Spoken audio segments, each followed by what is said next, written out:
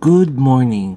Kain tayo ng isa sa mga all-time favorite breakfast ng mga Pinoy, etong daing silog. As you can see, kompleto rekado.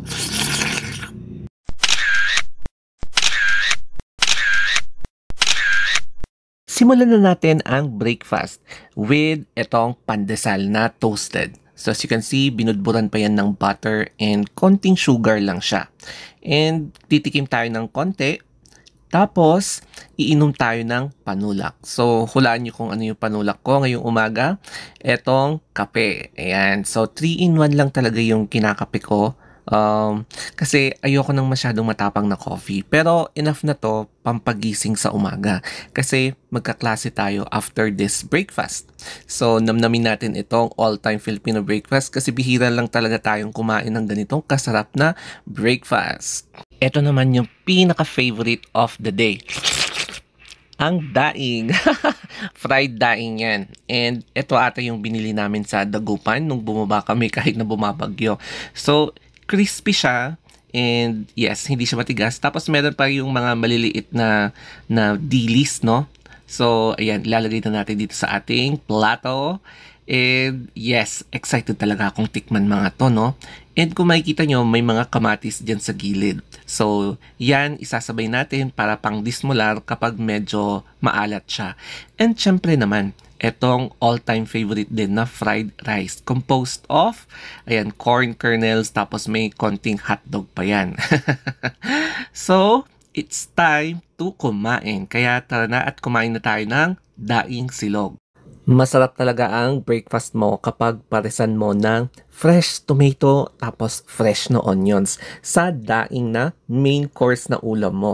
So, syempre, pati rin yung fried rice, no? Kaya napaka-perfect combination talaga ito para sa breakfast mo.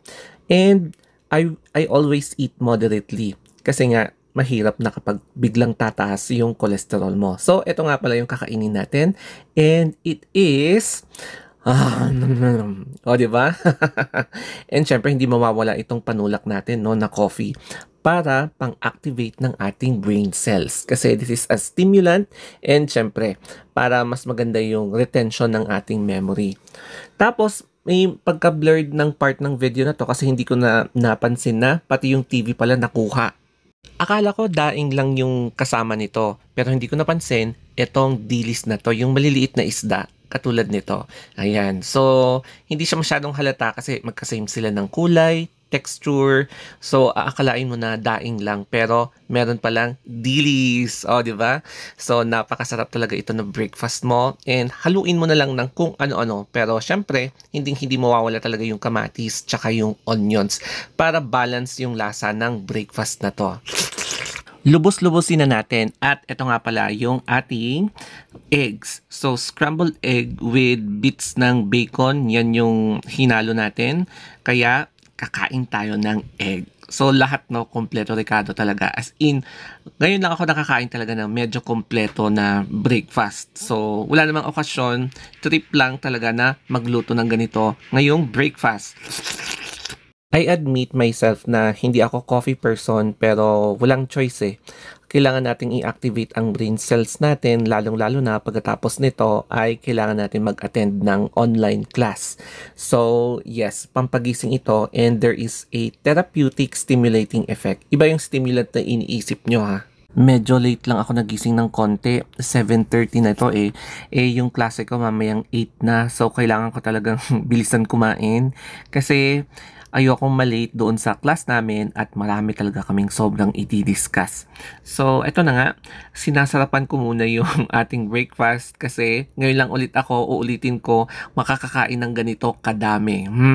And after kumain, linisin natin yung ating hapagkainan para naman organized and wala tayong tinitira na madumi, magulo, parang hindi tayo nai-stress kapag bago tayo papasok, no? So yes, that's my routine every time na kumakain ako, hindi lang breakfast kundi pati dinner, lunch o kaya pati merienda.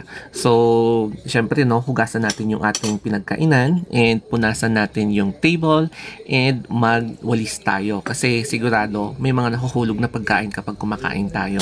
And lahat ng condiments talaga hinuhugasan ko. And syempre itong iniinom ko, hinuhugasan ko talaga and nililinisan ko yung lababo after ko maghugas. So, ganyan yung routine ko every time na kumakain ako. Mag-isa man ako or may kasama ako. Ayan. And especially kapag may bisita, no? Hayaan mo munang magchismisan sila habang ginagawa mo yung chores. So, ganyan ang routine ko every morning. A breath of fresh air is importante rin para makapag deep breathing exercise ka. Ayan, bago tayo papasok. So, para ma-release natin yung ating stress. So, ganyan yung morning natin, medyo makulimlim siya. Mapapansin nyo din na ang dami nagja-jogging sa oval. Ayan, no? Para to maintain their fitness. O, diba? So, one time, pupunta din tayo dyan. And yes, di ko alam kung babagyo ngayon, pero hopefully, wag naman sanang bumagyo ulit kasi pagod na tayo sa bagyo ng bagyo, di ba? It's about time na para pumasok na sa online class natin. Kaya dapat prepared lahat para hindi tayo nagka-cram or medyo nai-stress bago tayo pumasok. So, I hope na nag-enjoy kayo dito sa ating simpleng all-time Pinoy favorite breakfast. So, hanggang sa muli, bye-bye! Mwah! So, follow nyo na lang ako ha. Bye-bye!